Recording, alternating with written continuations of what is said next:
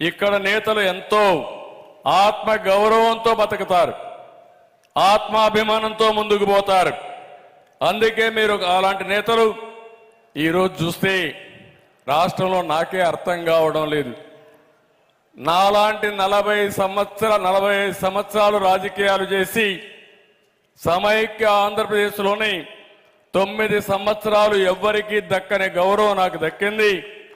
15 సంవత్సరాలు ప్రతిపక్ష నాయకుడిగా ఉన్నా, 28 సంవత్సరాలు పార్టీ అధ్యక్షుడిగా ఉన్నా, అలాంటి నాలాంటి వాళ్ళ పట్లే ఈ ముఖ్యమంత్రి ఎట్లా ప్రవర్తించాడో మీరు ఒక్కసారి గుర్తుపెట్టుకుంటే, ఇంకా పార్టీలో కానీ రాష్ట్రంలో కానీ ఈ ముఖ్యమంత్రి ఒకటే ఆలోచిస్తున్నాడు, మనం అందరం బానిసలం, ఆయన ఒక్కడే రాజు, రారాజు. ఎవరైనా ఒక సైకో ఎవరైనా ఆయన్ని వ్యతిరేకిస్తే, నువ్వు చేసింది తప్పని చెప్పితే ఇంక వాళ్ళ పని అయిపోయింది. అదే అయ్యింది పాపం ఆనం రామనారాయణ రెడ్డి గారు. మనం చేసే విధానం తప్పు, కరెక్ట్ కాదని ఒక మాట అన్నాడు. అప్పటి నుంచి ఆ నియోజకవర్గంలో ఆయనకి ఏ పనులు చేయలేదు, మీటింగ్లు కూడా పిలవలేదు. ఈరోజు మన కోటమిరెడ్డి శ్రీధర్ రెడ్డి గారు, సార్ మీరు చేసేది కరెక్ట్ కాదు, పనులు కరెక్ట్ కాదని ఒక మాట అంటే వేధించి వెంటాడితే నువ్వేం చేస్తావో చెయ్యి, దానికంటే బలంగా తయారవుతానని కోటమిరెడ్డి శ్రీధర్ రెడ్డి సవాలుగా ముందుకు పోయాడు. అదే మాదిరిగా చంద్రశేఖర్ రెడ్డి గారు, మేకపాటి, ఈ కుటుంబాలను మీరు చూస్తే రాజకీయాల్లోనే ఒక గౌరవం కోసం వచ్చిన వ్యక్తులు. చంద్రశేఖర్ రెడ్డి గారిని మీరు చూసినప్పుడు 4 సార్లు ఎమ్మెల్యే అయ్యాడు. వీళ్ళకందరికంటూ ప్రభుత్వాలు ఏమైనా పార్టీలు ఏమైనా ఒక ప్రత్యేకత ఉంటుంది. అలాంటి ప్రత్యేకత ఉండే ఈ కుటుంబాల పట్ల, ఈ వ్యక్తుల పట్ల ఈ నాయకుడు ఎవరైతే ఉన్నాడో ఈ జగన్మోహన్ రెడ్డి అవలంబించిన తీరు చూస్తే చాలా బాధ. అందుకే నేను ఒకటే హామీ ఇస్తున్నా, 45 ఏళ్లుగా తెలుగుదేశం పార్టీని చూశారు.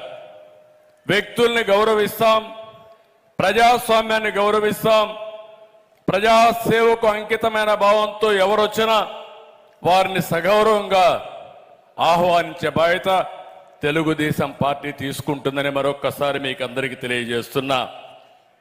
అందుకే ఈరోజు వీళ్ళందరికీ మనస్ఫూర్తిగా స్వాగతం పలుకుతూ నేను ఒకటే మీ అందరినీ కోరుతున్నాను,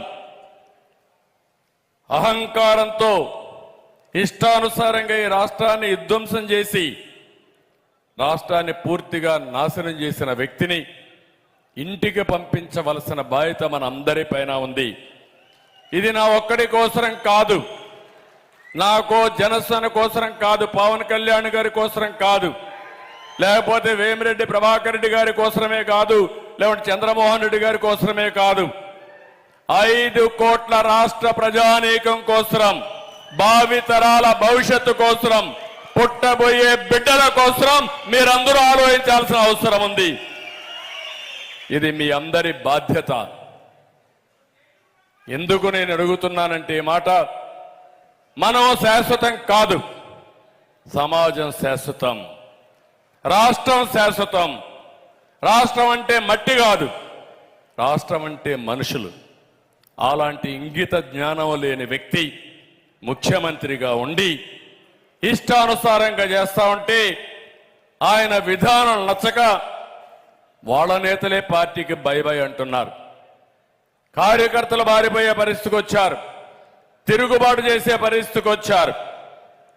అటు ప్రజలు, ఇటు సొంత పార్టీ నేతలు తిరుగుబాటుతో జగన్కి భంగపాటు తప్పదు. ఎవ్వరికి అనుమానం అవసరంలా 1000% చెప్తున్నా, రాబోయేది తెలుగుదేశం జనసేన ప్రభుత్వమే, దాంట్లో అనుమానమే లేదు. ఇప్పుడు జరిగేటన్నీ ఒక నాటకం. జగన్ మాటలు చూస్తుంటే అతని మాటలన్నీ ఒక బూటకం, నవ్వుతూ గొంతు కోసే రకం. మీరు అవన్నీ మీరు చూస్తే చాలా బాధేస్తుంది. మా తమ్ముళ్ళు చెప్తున్నారు, ప్రపంచంలో ఎక్కడ కూడా ఒక ముఖ్యమంత్రిని సైకో అని ముద్దుగా పిలిచిన సందర్భమే